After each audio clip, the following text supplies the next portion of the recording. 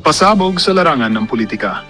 Nilaglag umano si House Speaker Martin Romualdez ni na dating Gobernador Chavit Singson at Chief Justice Lucas Bersamin. Sa mga inilabas na pahayag, diretsahan nilang tinukoy ang mga questionableng gawain ni Romualdez, isang hakbang na nagdulot ng malawakang diskusyon sa publiko. Ayon sa mga ulat, hindi na umano nakatiis sina Singson at Bersamin at inilabas ng mga impormasyon hinggil sa mga isyung matagal nang ibinubulungan laban kay Romualdez. Kabilang dito ang umano'y anomalya sa paggamit ng pondo at ang malalalim na koneksyon na nagdudulot ng kalituhan sa pamahalaan. Dahil dito, mas lalo pang tumitindi ang panawagan na papanagutin ng speaker at huwag na itong hayaang makatakas sa pananagutan. Habang tumitindi ang intriga, nananatiling tahimik ang kampo ni Romualdez hinggil sa mga akusasyon. Gayunpaman, ayon sa mga analista, mahirap nang linisin ang kanyang pangalan lalo't mismong malalaking personalidad na ang naglabas ng testimonya laban sa kanya. Ang tanong ng bayan, ito na ba ang simula ng pagbagsak ni Romualdez sa entablado ng politika?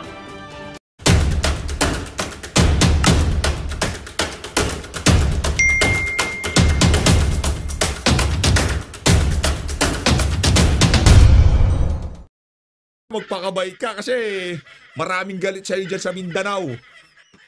Naknanto ka, kinakausap ka ni Senator BG, ayaw mo sumagot ha. Ngayon, dyan ka sa Mindanao magpaliwanag. Ano pa ba meron tayo dito ha? Ano pa ba meron tayo dito? Ayun! Yan ang gusto ko. Ano ba sabi nitong si Torre? Nick Torre para Senado 2028. Nako. Yan na nga ba sinasabi natin? Sabi nitong si Attorney Ruwen Nagwanson, ayoko siyang senador. Romualdez for President, Torre for Vice President sa 2028. Palakpakan. Palakpakan. Kailangan nung suportahan ng mga siraulo. Pinakauna susuporta dyan si Garbin. Hoy, Torre, meron ka ng isang taga-suporta, si Garbin. At itong si Zaldico. Yan, si Martin Romualdez. Sigurado susuportahan ka ng mga yan. Ayun na nga mga kababayan, rekta na ho tayo dito kay Manong Chavit Singson, tapos pasadahan natin ang mabilisan. Itong naging interview nitong si Secretary Vince Dizon dito kay Ma'am Pinky Web. Kesyo, ang sinasabi ni Vince Dizon dito na marami pa daw mababait, marami pa daw matitino. Anong to? Sinasabi natin. Marami pa daw hong matitino dyan sa DPWH. Ba't puro sira-sira yung mga proyekto nila kung maraming matitino? Di ako naniniwala dyan sa sinasabi na yun ni Vince Dizon. Sigurado natin dito, maraming matakaw dyan sa DPWH. Dito na ho, kay Manong Manong Chavit. Game, Manong Chavit, ano ho ito ha? SMNI, gikan sa masa at ang mag-i-interview sa kanya, itong si Sir MJ Mondihar. Palakpakan ho natin, isa sa mga inaabangan ho natin yan. Mahusay mag-interview si Sir MJ. Game? Sir, anong mensahe mo ngayon sa ating mga kababayan? Yun ho. Ayan o, Sir MJ Mondiar, palakpakan natin. SMNI subscribe ho kayo. Isa ho yan sa mapagkakatiwalaan nating network. Walang kabayas-bayas, ika nga. Kung ano, ika nga as is where is. Kung asan yung balita, kung ano yung balita, yun ang ipapalabas nila. No sugarcoating, no, ika nga, no diversionary tactics. Kung ano ang importanteng mapag-usapan, kung ano ang importanteng malaman, yun ho ang kanilang binabalita. Saludo, SMNI. Umaasa po ng bago or mga umaasa na mas magandang Pilipinas sa ilalim ng kasalukuyang panahon, sir?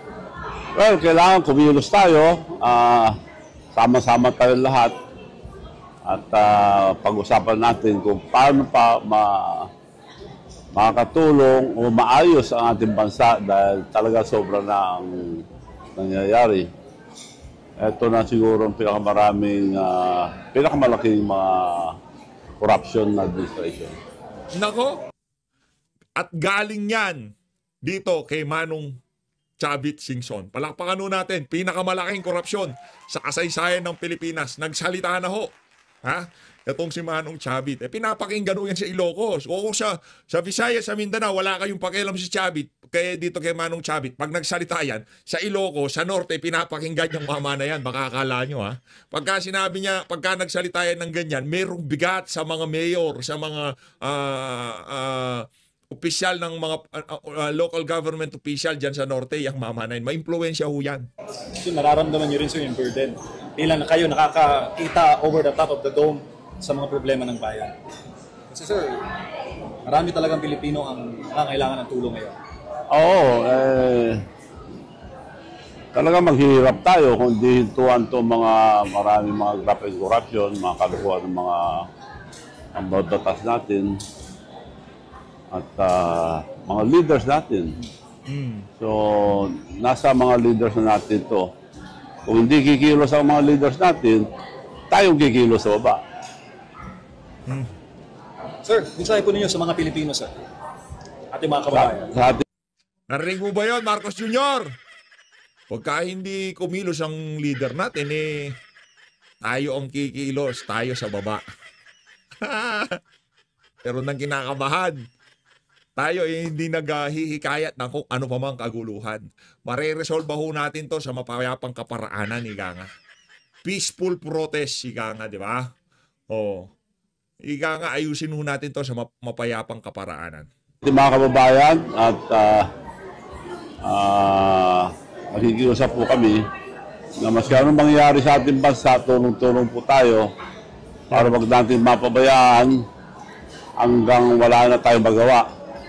So, maski maraming problema, sama-sama pa rin tayo tumulong, lalong-lalo sa mga mahirap, mga nangailangan. Kailangan wag tayong bumitaw. Yan. Dahil lalong tayong lulubog sa dami ng problema ng Pilipinas ngayon. Ang utang natin ngayon, 17 trillion, lumalaki pa.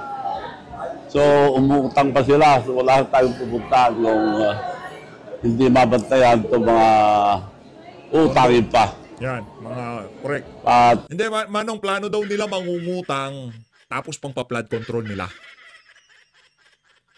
Uutang tayo, di ba? Uutang tayo. Utang tayo ng pera. Ngayon, ang gagawin nila doon sa inutang natin, itatapal natin sa flood control. Parang umutang tayo para meron silang nakawin. Ganon ho mga kababayan. Hindi na sila nasasatisfy doon sa ating kita sa Pilipinas, yung sa tax natin, yung kita ng pamahalaan. Hindi na sila nabubusog doon. Ngayon, yung kinikita natin, kulang na para nakawin nila. So, ang gagawin nila, uutang sila para maipatong doon sa kita ng pamahalaan para mas marami silang manakaw. Ganon ho yung nangyayari dito. Nakaw, revenue, government revenue, pagsasamahin, flood control project. Yun ang mangyayari dyan. Sa maniwala ho ko sa hindi, yun ho ang kahihinatnan ng ating kaperahan sa Pilipinas. kung nagamit lang sana lahat yung mga pera ng Pilipinas, hindi abot na ganito ang utang natin. Kung na-manage lang sana ng tama, Joe. Kung na-manage lang sana ng tama. Yun nga eh. Parang na-mismanage na lahat dahil nga ngayon, lumalabas na, hindi lang korupsyon, ghost project na.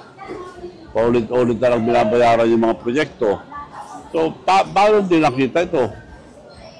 Sa management yan. Yun. Maliwanag ho ang mga banat nitong si Manong Chavit Singson sa management yan. Eto na. Pinaka-aabangan ng lahat, banat nitong si Lucas Bersamin dito kay Bonjing. Bonj, makinig ka, Bonj, ha? Samantala, binanata ni Executive Secretary Lucas Bersamin ang ilang kongresistang nagtatangka umanong ituro ang sisi sa ekotibo hinggil sa korupsyon. Ayon kay Bersamin, hindi kukonsentihin ng gabinete. Yan sinasabi ko sa iyo, Brad. Huwag mong masyadong galingan yung delivery na nabubulol-bulol ka eh. Ang anumang atake sa kanilang integridad at reputasyon, pati ang tangkang kontrolin ang pondo. Dagdag pa ni Bersamin, mawawala ng silbi ang mga investigasyon sa anomalya kung hindi tutumbukin ang mismong mga pinanggalingan ng korupsyon. Kaya banat niya sa mga kongresista, pakinggan ang mga Pilipino at unahing linisin ang Kamara. Sinabi yan ng kalihim matapos irekomenda ng party leaders sa Kamara na ibalik sa Budget Department ang panukalang budget para sa 2026. Pero binawi rin nila yan. Inutos na ni Pangulong Bongbong Marcos sa DBM at DPWH na busisiin ang mga questionableng item sa panukalang pondo ng Public Works. Bago naman tumulak pa Cambodia kanina para sa kanyang 3-day visit, may iniwang mensahe si PBBM sa kanyang mga gabinete. I hope Lumamig na yung mga ulo ninyo. Mm. Kaya pala wala ng congressman na nandiyan sa yung departure speech, bangag. Galit yung mga congressman sa'yo. Sa inyo daw nang galing, sa NEP daw nang galing. Pambira, oh. But I will have to just say that I perfectly understand why you are feeling a little unjustly beleaguered. Mga kapatid, Andre Tipong dadaanin ka dun sa mga mabubulaklak na salita na unjustly beleaguered. Yun, pagdating sa English na bokabularyo, siguro mahusay ka, pero hindi natin may kakailan na bangag ka. Okay na, magaling ka na mag-English lahat-lahat, pero sigurado ko dito, iyakin ka na presidente. Wala kang kwentang presidente. Pagka may problema, iiyakan mo imbis na solusyonan mo. Anak ng toka, si Tambalus-lus naman pala makakapagpaiyak sa'yo. Akala ko pa naman talagang tigas ka. Presidente, paiiyakin ka ng Speaker of the House. Ano kasinto-sinto, di ba? Eto na, rektaho tayo dito kay Mang Vince. Mang Vince Dizon, ha. Ito si Mang Vince Dizon. Pakinggan ho natin interview niya. Dito kay Ma'am Pink. Ma'am Pink. Secretary, new DPWH Secretary Vince Dizon. Secretary, good to have you. Good evening. I have to get used to it to DPWH Secretary Vince Dizon. Believe me, I'm not used to it, Pinky. Yeah, it's I'm only not been- used to it yet. How long has it been? 2 days, no? 2 days. About 48 hours. And only 6 months in DOTR. So Yeah. it's been a roller coaster. It has surely, and you started this, you hit the ground running asking for courtesy resignations of undersecretaries, ASECs, division heads, and district engineers. And regional directors also. And regional directors. First of all, has anyone submitted their courtesy Yes, resignations? I think we have received some. We just did our formal turnover today. I just came from DPWH and I was with Secretary Bonoan, and some of the undersecretaries were there. Not all, because some were also called to the congressional hearing. Right. That was ongoing in the afternoon. I was actually watching the turnover ceremony, Yes. and then there was a part there that they asked some of the undersecretaries to have a picture taken with you Yes. and the outgoing Secretary Bonon. And I was wondering, how were they feeling being beside you when you were asking for their courtesy resignation? You know, I think, in fairness to career government officials, I think they're pretty used to something like this, especially when there are new heads of agencies that come in. But I think asking for the courtesy resignations is really a way for the president to really make a statement to not just to DPWH, but really to the entire country that we're serious. No, because I asked the president about this right after the oath taking. I asked him what he thought about what I would do, and he said, we have to show the people we are serious, because he is very serious. And I think we've seen this since the SONA, where he spoke very emphatically about his frustration, his disgust over what he saw. And we saw it even more during his inspections of these flood control projects. Which where you he joined, saw, in Bulacan? I joined one. In Bulacan? It was just by chance, because I was with him in the graduation of the Philippine Merchant Marine Academy in Zambales, and he asked me to tag along and look at the two Kalumpit projects in Barangay Bulusan and Frances. And I don't know, maybe you noticed, Pinky, but I think everyone noticed that as the inspections of the president proceeded, he was getting visibly more frustrated, and especially during the last few ones, the one in the Ghost Project in Yun na nga Yun na nga nakikita namin. Kaso hindi nagmamaterialize. Yung tipong parang publicity stunt ang nangyayari. Galit ang Pangulo pero walang conversion ba, di ba? Kasi pagka ikaw nagalit, ikaw nga napuno na, merong conversion. Yung conversion na yon doon sa mga tauhan mo na under sa'yo, sa House of Representatives, pagpalagay na natin, wala kang babanatan dyan, wala kang liligwaking dyan. Pero yung Pero yung mga tauhan mo sa DPWH, dapat merong, ika nga may kalalagyan sila. Kaso wala tayong nakitang conversion. Walang gumulong na ulo, ika nga, di ba? Puro ano lang, puro parinig, puro iyak, puro ganun lang eh. Anak ng toka, kung hindi pa dito kay Bunuan, kung di pa magre-resign, ng Petrang Garapata, di pa tatanggalin. Ganun kawalang bayag ang ating presidente. Kaya wag ko kayong magtaka kung hawak siya sa liig ng kanya asawa. Pambihira, presidente ka na't lahat-lahat, di mo naman kaano-ano yung mga sekretary na yan. Okay, kaibigan mo, pumalya. Sibakin mo, banatan mo, pakulong mo. Anak na to, gumawa ka ng kalokohan, presidente ako, di ka na nahiya sa akin, pinagkatiwalaan ka, kulong ka doon. Di ba? Ganun lang naman. Walang conversion na ganun. Pinsan mo, Speaker of the House. Gumawa ng kabalbalan, anong gagawin mo? Anak ng to, pinsan kita, ginawa kita speaker, tapos ganyan, bukas palit na yan. Kaso wala nga bayag, walang conversion nga eh. Puro galit, puro iyak. Anong iyak galit? In Baliwag and the inspections in Baguio, it was more than frustration. It was already anger that we saw from the president. So, In fact, he said angry. yeah, He used the word he is very angry at all of this, and he just told me that you have to clean house. Okay. You have to clean house. But the courtesy resignation, You have to clean house. You have to clean house, anak ng toka. Sa'yo niya sinabi yun. Ano lang naman yung mga inahawakan mo dyan sa, dyan sa DPWH, mga small time yan eh. Ba't di niya sabihan yung kanyang pinsan, you have to clean house. Diba? Kung merong pananagutan si Saldi ko, pauwiin mo siya dito. Visit. was that suggestion, did that come from the president or was that something you thought of? We discussed it. We discussed it as a, All right. just to show not only the DPWH but also the entire country that this is serious, and the president will not stand for it. Secretary, the question now is how do you sift through who you retain, who you would oust, who you would trust, and who you do not trust? At the end That's of the a very day, difficult question. you're the newbie coming in such a big... Pinky, thousands. DPWH is one of the biggest agencies in government. Maybe only next to DepEd and the others, and maybe DOTR. No, tingin ko mas malaki ang DPWH.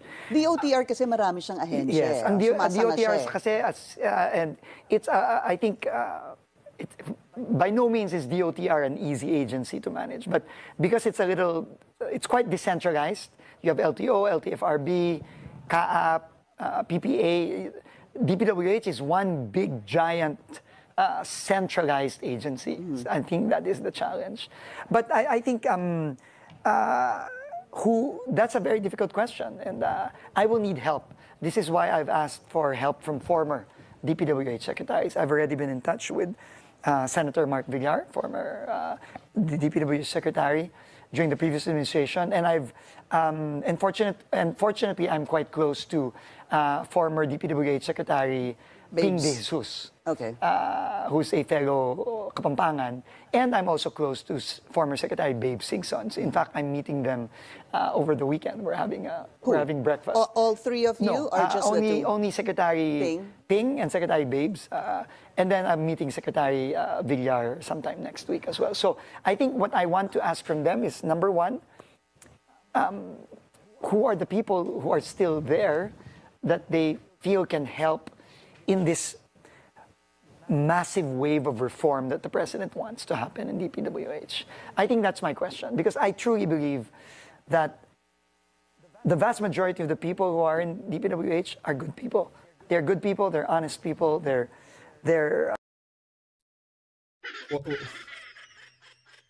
I-address muna natin, tanggapin natin sa atin. Di ba lagi ko sinasabi yan, kung may problema, huwag nating i-sugarcoat. Huwag nating sabihin na maraming honest. Kung talagang maraming honest dyan, nakikita na nila na napakatalamak ng katiwalian, dapat nagsalita sila. Kaso sabay sa agos sila, ibig sabihin, hindi sila mga honest na tao. Anak ng toka, kitang-kita naman ho yun. Secretary Vince, na talagang napakatalamak ng korupsyon dyan sa DPWH. Tapos sasabihin mo, maraming mga honest dyan. Di kung marami yung mga honest, marami din yung mga maaayos na infrastructure ng DPWH. Puro falsifikado Puro substandard eh. Oh. They're very competent people. But as in any organization, you always have bad eggs. No, but the key now is to find out who those people are, and how do we bring them in to take on more important roles. When you talk about the past... and replace the bad. When you talk about the past secretaries of the DPWH, the last being, of course, prior to Secretary Banoan was... Secretary Villar, former Senator, Secretary. yeah, Senator now Mark Senator Villar. Villar, yes. Yeah, he quit the post because tumakbo siya, Opo, hindi ho ba? opo. What is the one thing you want to ask Senator Mark Villar about the DPWH? Well, first of all, I want to get his input on personnel, because I think that is the most critical part of this reform wave that that the president wants to happen. Because it all starts with the people. I mean, there is no way a project can be a ghost project without people from within the DPWH consenting to that and allowing that to happen. No way. Hindi mangyayari yun. Somebody's gotta sign the acceptance. Somebody's gotta sign the voucher. Somebody's gotta sign the check. If for example, this project in Baliwan, in Bulacan, no, na talagang nakita na wala. It was non-existent, no. Walang proyekto doon. Yung paulit-ulit na presidente, guni-guni lang, no. But the president showed receipts, meaning money was paid in full to these contractors. For ghost projects. No, yeah. for a project that does not exist. Yeah. So it starts with the personnel, and I think I will ask all the secretaries, who are the people that you can recommend to us that can take over these critical positions? District engineer, regional director, bureau heads. But that's the etc. question, sir. If the district engineer is possibly in cahoots with a regional director, who could also be in cahoots with somebody higher, how can you ask, let's say, someone like Senator Villar, Mark Villar, who to trust? Because can we assume, sir, that even in the past administrations, there was a lot Yes. of Yes. problems, That's why I have to- substandard, and even ghost projects, sir? Absolutely. As I was saying today, there's a lot of focus on the 2025 budget, Pinky. A lot of focus. But in reality, the 2025 budget is still in process. A lot of them are still, or most of them are still in the bidding process. So wala pa yun. No? And I think there's probably only a few that have actually begun the implementation. So hindi pa natin magagaman yung 2025. Kaya nga yung mga nakita ni Presidente sa Bulacan nung sumama ako sa kanya sa Kalumpit.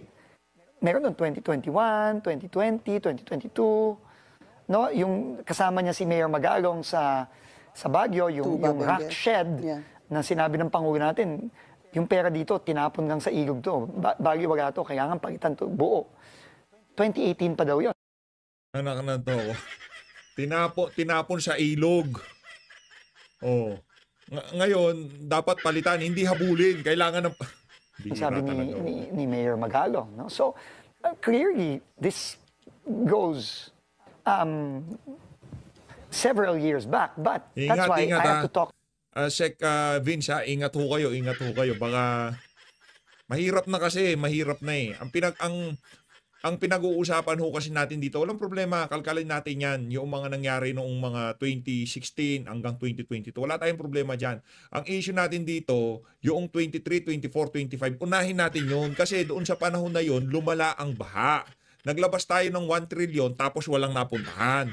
Yun ang unahin natin. Huwag natin ilihis, huwag natin isisi kung kani-kanino. Alam ko naman, di mo sinisisi sa nagdang administration. Kasi ang focus natin dito, 23, 24, 25. Kaya nabuksan yung issue ng flood control na yan dahil napakaraming maanumalyang project dito sa 3 taong budget na to. Sa nakalipas na 3 taong budget at itong budget ng kasalukuyan.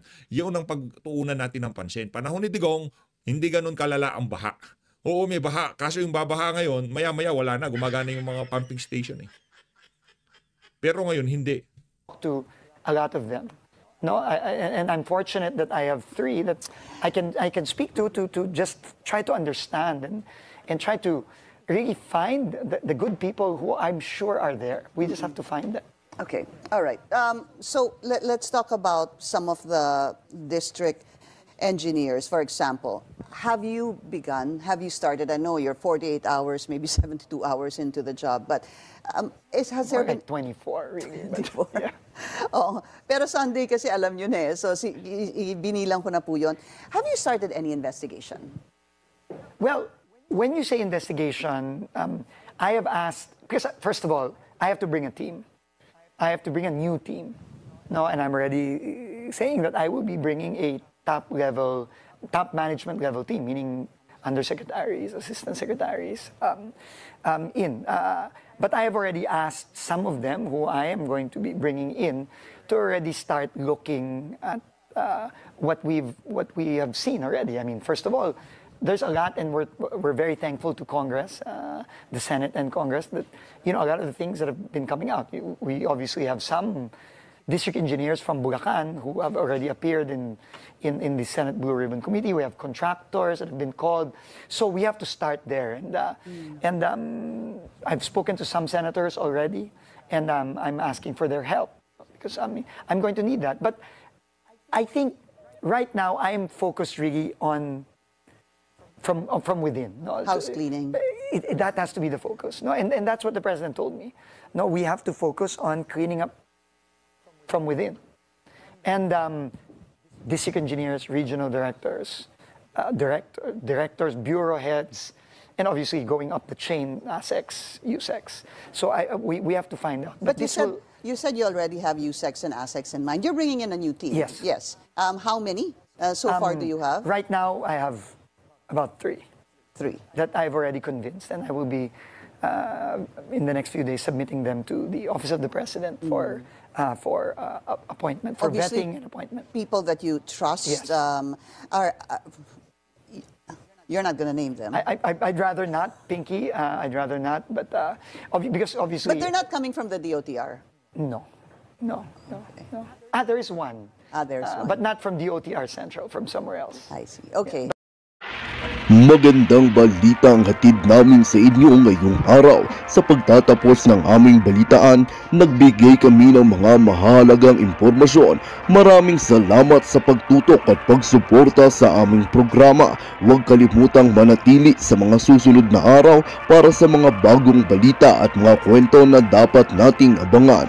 Mula sa Boses ng Masa, magandang araw, Pilipinas!